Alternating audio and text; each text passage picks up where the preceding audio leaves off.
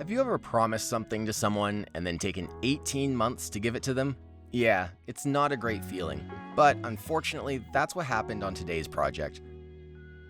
We're building a bed with 2 banks of drawers for my oldest son, and in the process, I found myself modifying my plans, rearranging my shop, and using nearly every tool that I own to come out the other side with something he'll be able to enjoy for decades to come. Or at least until he gets married to a woman who hates captain beds. I guess that could happen too. This project is predominantly made out of red oak, which, as a millennial, certainly brings back bad memories of yellowing polyurethane and busy grain patterns, so we'll be applying a simple trick to keep the textured surface and quality of the red oak, but level up the way that it looks. Of course, as it goes with every woodworking project, the first task after design was milling the lumber. If you're not a woodworker, you may not realize that most hardwood lumber doesn't come ready to use. Instead, it falls to the woodworker to rough cut it to a more manageable size, use the jointer to create a flat and perpendicular face and edge, the thickness planer to bring the opposite face into parallel while also bringing the boards to their final thickness, and finally, going to the table saw to cut the opposing edge parallel. I'm also using some plywood panels in this project, which require a high tooth count blade to cut cleanly. If you're not careful, the thin commercial veneer used on red oak plywood will chip and flake and ruin the overall look. Definitely not what we're looking for here. My son wouldn't want a flaky bed.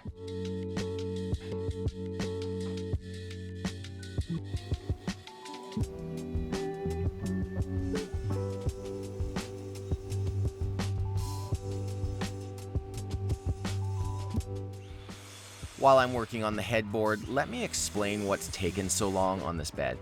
For Christmas 2023, I gifted my son his choice of a new custom bed frame or a dresser, which got him really excited but also conflicted. Of course, helpful as always, Grandpa came to the rescue. He suggested that the best of both worlds would be a captain's bed, or a bed that sits on top of drawers. This substantially added to the cost and necessitated a very careful design. So over the course of 3 months, I took measurements, drew up 3D models, and checked back with my son. And finally, after a couple more months, we had a good design.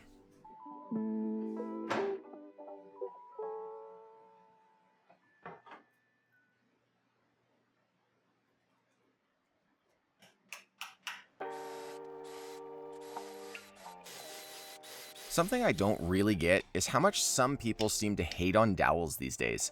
Even the best dowel jig is orders of magnitude more affordable than a festool domino, way more efficient than a mortise and tenon joint, and, in my opinion, offers amazing versatility and strength. Sure, they're not as cool and not as fast, but they're convenient and they're cheap. I suppose it may be a result of years and years of cheap IKEA and Walmart furniture using those short little dowels and absolutely no glue. Inevitably, the joints fail and pull apart. But let's be honest, if you're gluing the right size dowels into your project, aren't you doing the same thing as a mortise and tenon or a festool domino? Let me know what you think in the comments. Are you team dowel, or do you root for using anything but?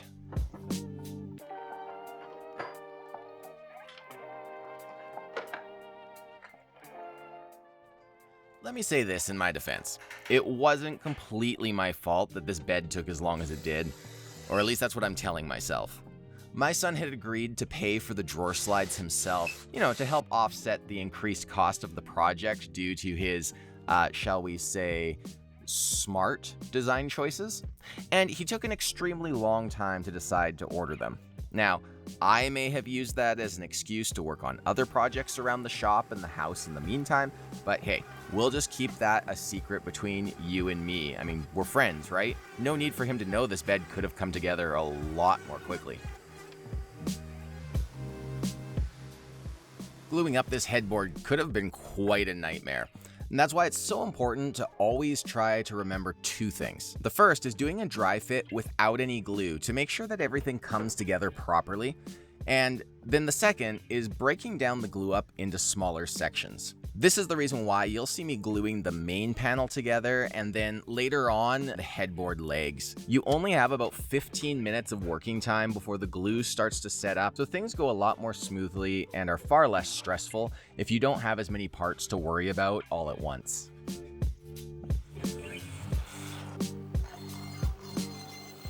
With the headboard set to the side, I began preparing the material for the footboard. Now the rails and stiles got cut to size, drilled for dowels, glued, and then run through the drum sander to smooth everything out.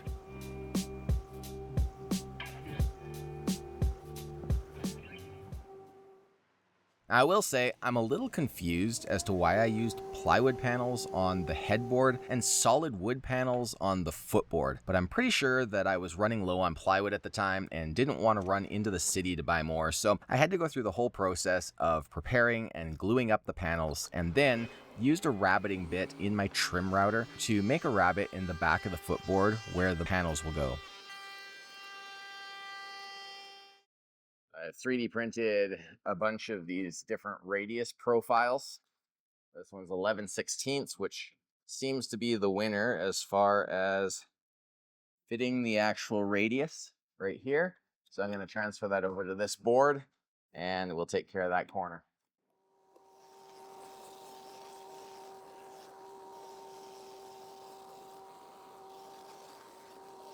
So what's gone wrong here? Pretty simple. I cut this one piece just ever so slightly too short. And what that has done is it has created a gap in the corners of this one panel. All of this is going to be stained black. So that actually gives me an advantage. I think I can hide a glue line a little bit better despite the fact it's across the grain. So basically I took an offcut and figured out where I would have to cut to get past the corners here. And I'm going to glue us in. I've made a marriage mark here just to kind of align where on the board I need to be cutting and all of that. And what I'm going to do here, we're going to have to cut just along this line here. Once I do that, what we're going to need to do is, I think, dowel this. That's going to be our best bet just to make sure that we have the strength that we need and all of that. We'll also do a little bit of a pre-glue saturation to make sure that the end grain is all wicked up, and then we'll glue things together. So I'm going to go ahead, run to the table saw. I'm going to slice this down. Going to make sure that everything seems like it's going to line up really nicely, and then we'll go from there. After a long while of my son watching project after project go through my shop and no progress being made on his bed, he started to make these little comments about the project. Eventually, those little comments turned into outright questions like, "Hey, how long will it take you to finish my bed once you have drawer slides?" Yeah, at that point I knew I had definitely held off finishing the project for way too long, but I actually had a reason for procrastinating. If you've never made one before, captain's beds are huge. And even if you break it down to set it to the side for a while, those two lower cabinets, in addition to the headboard and footboard, along with 6 drawer boxes, are going to use an inconveniently large amount of shop space. See, I knew that I would have to roll most of my tools to one side of the garage and dedicate the other side to the bed frame once I began to work on those lower cabinets, and well, I frankly didn't want to commit myself to losing all of that space until I was absolutely certain that I would have the uninterrupted time to get the bed done and gone. Though thinking about that does make me wonder, if you're a woodworker, what's the largest project you've ever worked on in your shop, and how do you make it fit? Let me know in the comments.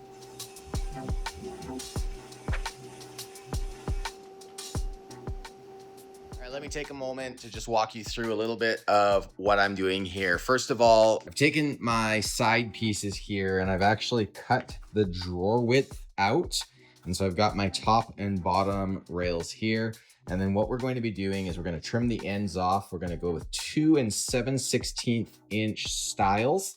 And then the drawers themselves will be 23 9/16. All right, so over here at the miter saw, I've got this stop set to my drawer length of 23 9/16. And then over here, I've measured off the teeth of the saw and this line here is 2 7/16. When everything is finished, I should come out to a good 81 inches.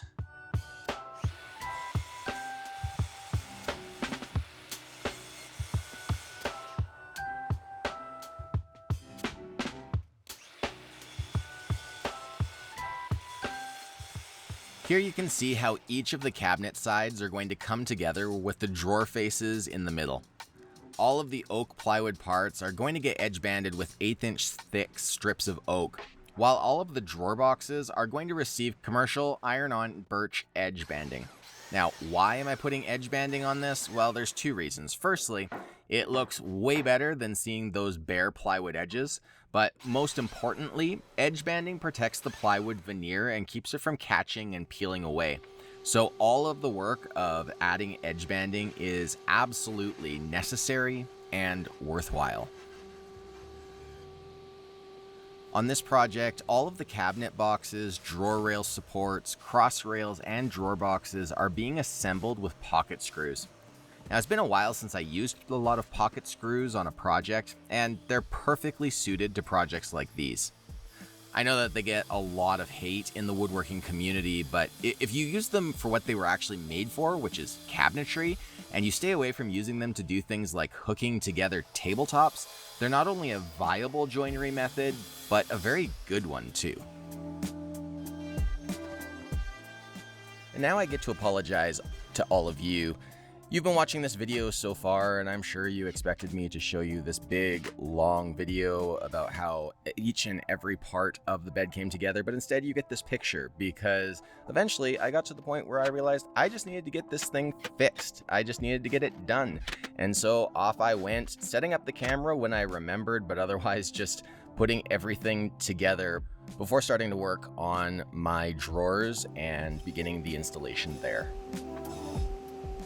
For the drawer boxes themselves, I'm once again going with pocket holes and some 1/4 inch plywood for the bases. I think this is the best and quickest way to put these together for this project. And then, of course, I had to fight once again with this real wood iron-on edge banding.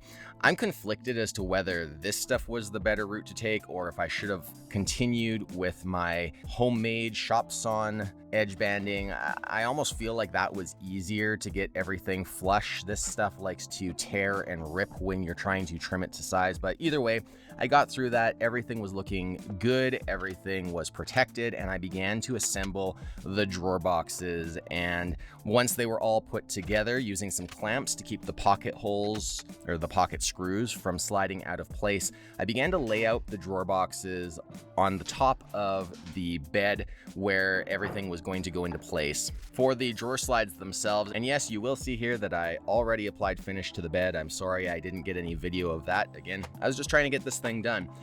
But my methodology for the drawer slides is to cut down some scrap plywood to set the drawer slides on inside the box. That gives me a consistent height. And then I take some 1/4 inch spacers for underneath the drawer boxes themselves, set them in place, pull them out slightly along with the drawer slides. And that way I'm able to attach the drawer slides to the drawers exactly where they're supposed to be. Once the drawer boxes themselves were installed, it was time to start dealing with the drawer faces. These drawer faces are all going to receive these low profile recessed drawer pulls. The point of these is not only that they stay out of the way and are really sleek and understated, but also they're less likely to catch a shin on them when you're walking by in the morning. And believe me, there is a real danger of shin damage when it comes to captain's beds. My son and I got his room cleared out and all the pieces of the bed put into his room and set up before I then started working on the drawer faces. You'll see I did the drawer faces after everything was actually already in there. That's why you see some clothing. But a little trick that I use when I'm doing drawer faces to keep all my spacings correct is using playing cards. You can figure out the total space that the cards take up and then take half those cards, put them on each side, and that'll give you a perfectly centered drawer face that you can then screw in, and everything ends up working out really nicely. And so as I finish installing all of these drawers and watch how everything goes together, you can see just how perfectly everything turned out here. My son's really happy with this bed. I'm really happy with this bed. I'm also happy to be done with this bed. Well, listen, if you really enjoyed this video or any of my other content on my channel, please make sure that you take a moment to like and subscribe, leave a comment. All that really helps this channel to grow and for other people to find content like it.